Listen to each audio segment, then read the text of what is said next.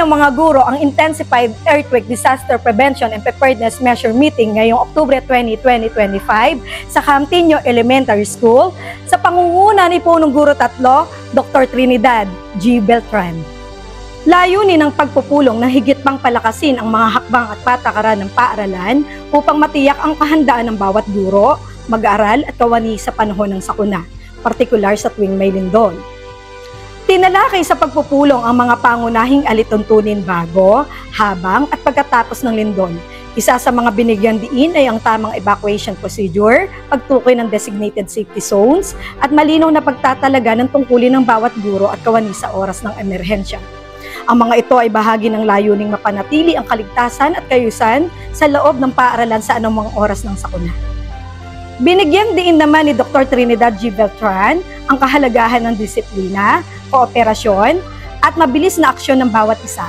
Ayon sa kanya, ang kaligtasan ng bawat mag-aaral ay hindi dapat ipagwalang bahala. Responsibilidad nating lahat ang pagtiyak sa kanilang kapakanan at kahandaan.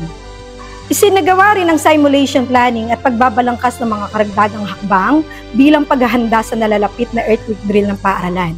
Sa pamamagitan nito, mas napagtibay ang koordinasyon at pagkakaisa ng mga guro bilang tugon sa mga posibleng kalamidad. Ipinakita ng aktibidad na ito ang dedikasyon ng mga gurong kampo sa pagpapalaganap ng kaalaman, disiplina at kahandaan sa panahon ng sakuna. Sa Camtinio Elementary School, ang kaligtasan ay hindi lamang isang programa, ito ay isang pananagutan.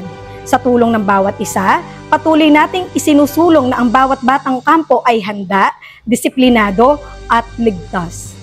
Ako si Mary Grace T. Bruan, teacher reporter ng Camtinio Elementary School sa pamamatnubay ni Principal 3, Dr. Trinidad G. Beltran, nag-uulat para sa DepEd Hour.